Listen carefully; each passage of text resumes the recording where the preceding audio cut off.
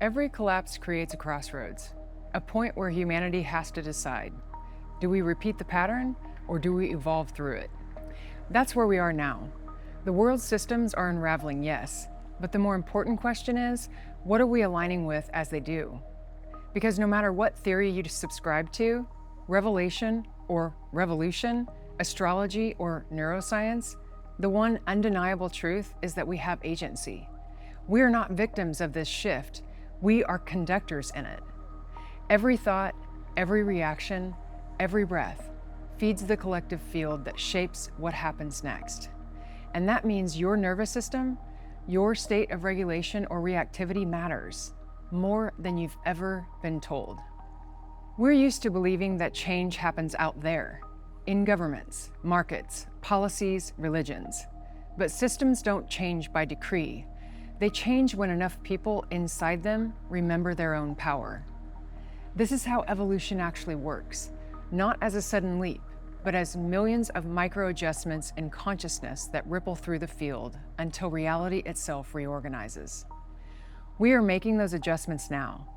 Every time you choose presence instead of panic, every time you breathe instead of brace, every time you question the story before reacting to it, you are literally shifting the frequency of the collective field. That's not metaphor, it's measurable physics.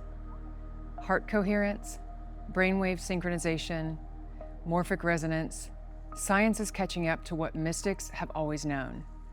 Our state of being broadcasts. We emit the world we live in.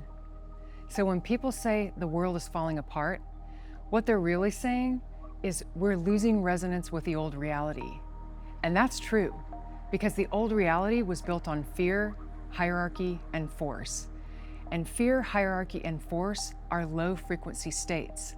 They can't sustain the energetic upgrade that's already underway, which means we have a choice to cling to the frequency of collapse or to rise into the frequency of recalibration. That's the real divide right now. Not political, not religious, not scientific, energetic.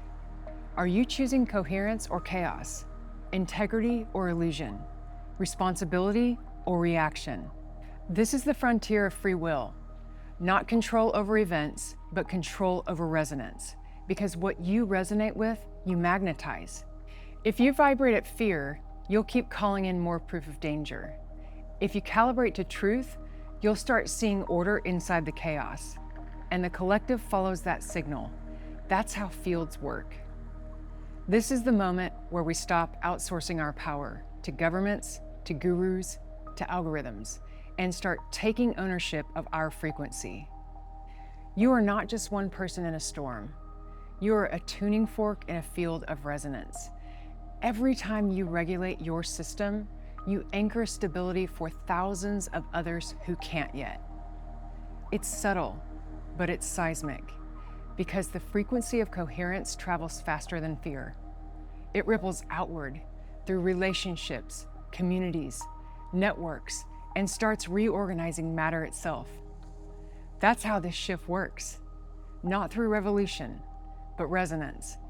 Not through ideology, but integrity. Not through panic, but presence. We are each a cell in the larger body of humanity, and that body is recalibrating one breath at a time. The crossroads is simple. You can keep fighting for the old world, or you can learn to hold the vibration of the new one.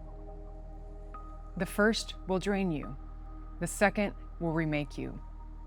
This isn't passive spirituality. This is physics in motion. Consciousness learning how to regulate itself. Because every time you come back to center, you're teaching the field how to do the same. And maybe that's what salvation really means. Not being rescued from the collapse, but remembering that you are part of what's rising through it.